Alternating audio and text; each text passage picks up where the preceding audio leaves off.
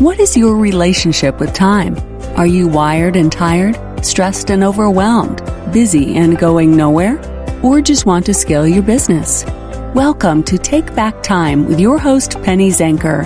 Penny focuses on books, strategies, tools, and tips to help you work smarter and approach your time more strategically.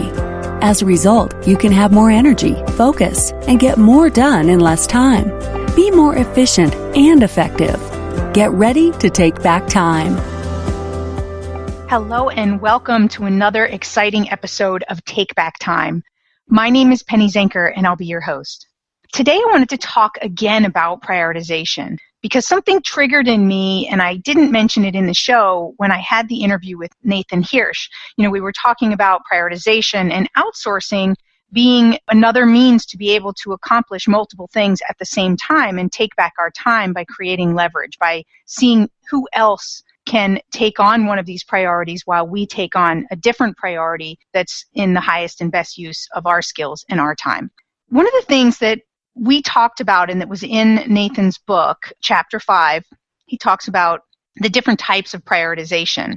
So we've got long-term prioritization, so where we might look at it for the month, what are my priorities, right? Or the year, depending on what your version of long-term is, right? But we want to be looking at it at various different intervals. So that's the way we set our goals. And by setting our goals, then we're identifying which of those execution points are going to be the most important and be the top priorities for us. So we might have the long-term and then we have the short-term. So when you're going to plan a week, you're going to set what the priorities are, and you're going to be looking at that from a strategic perspective of what adds the most value to you, whether it's in your business or to you personally. You're looking at the whole week and you're looking at what you can accomplish each day that moves your big goals forward. And then, of course, there's the urgencies that will then be in the middle. And then as you start the day, you want to take a look at the day and see, again, to take a look at the priorities and the goals and the value of each of the tasks that you're doing, because not all tasks are created equal.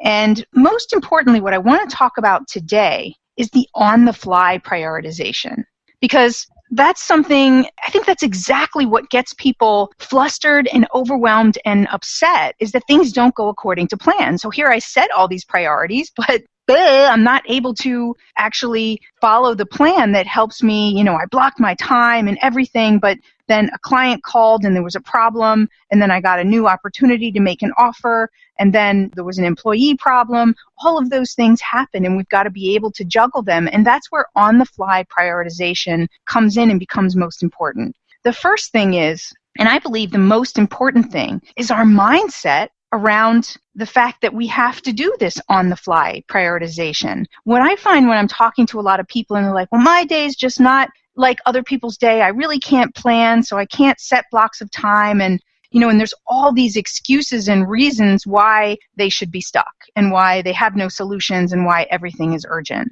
And although they might be absolutely factually true, that is the way that their day is, and no one is saying that it's not, they still, all that talk about it is focusing on what they don't want, and it creates resistance. It's resistance to finding a solution and being able to prioritize on the fly. And when that resistance exists and persists, it takes away our logical side of our brain, our access to it, so that we can solve problems. So we become overwhelmed, frenzied, and unable to make a decision in exactly the time that we need to make fast decisions, that we need to communicate effectively, and that we need access to our critical thinking.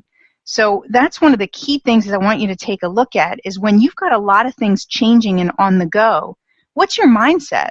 Are you accepting and embracing that you are going to be prioritizing on the fly throughout the day? Distractions are the enemy of productivity. Go to distractionquiz.com and find out your distraction profile. Are you a time zombie or a hamster? Take this free distraction quiz today to rate your ability to focus on what keeps you from being a wizard. Go to distractionquiz.com.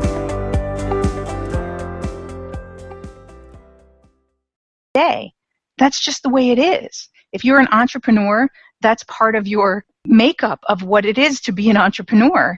or if you have the type of a job that is just very ad hoc related in terms of the requests that come to you. So you get to expect it and embrace it and kind of have fun with it and come up with a process that's going to work for you. But that's the very first thing, is be in that mindset of accepting that this is just part of your day. And when you accept something, it doesn't feel as hard. It can be easy, in fact. It's just a matter of how we approach it from our mindset perspective. So on-the-fly prioritization requires a quick mind.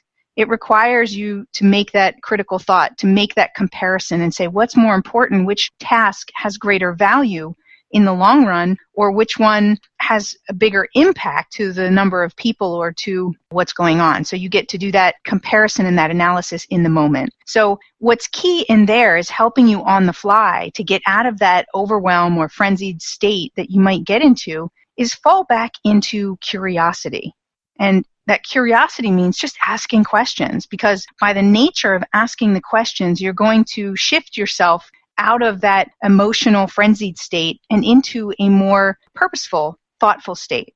And that's going to enable you then to access your critical thinking, to make faster decisions, and to be able to communicate that more effectively. So those questions might look like, as these different things are coming in and you have to decide, is which one of these has higher value? Is this strategic? Is this truly urgent? Because sometimes we've made the assumption that it's urgent, and that adds to our frenziedness.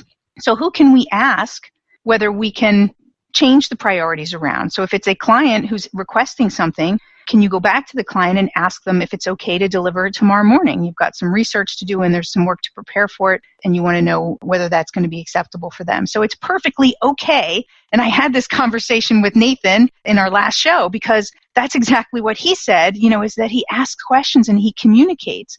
So the level of your communication is going to reduce your stress and enable you to find solutions faster. So you're going to ask those types of questions. You're also going to need to ask a question like, does this need to be done by me? What's the skills that are required to complete this? And can I find someone else who'd be able to support me in completing this? So you may have other questions that you can use in the moment. Those are just a couple of examples. But when you start to get into asking yourself questions, see how it feels inside your body. It changes your entire energy to get curious versus be in that place of resistance and emotional distress, if you want to call it. So that's my advice and my counsel to you today, is to just simply, when you're doing your on-the-fly prioritization, that you ask questions, that you tap into those questions, and maybe you put a sticky note on your desk to remind you what are the top questions that you could ask in the moment. Because sometimes when we are in a frenzied state, as I said, we kind of go into fight, flight, or freeze mode, and we're not in access to our critical thinking. And so therefore, a little sticky note will give us a reminder, oh yeah, let me ask a question right now.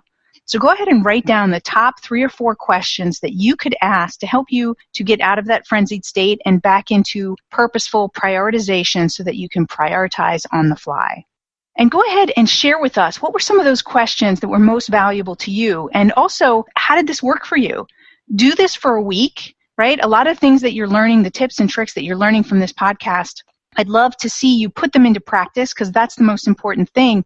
And give us feedback as the difference that it made in your workday and what kind of time you were able to take back.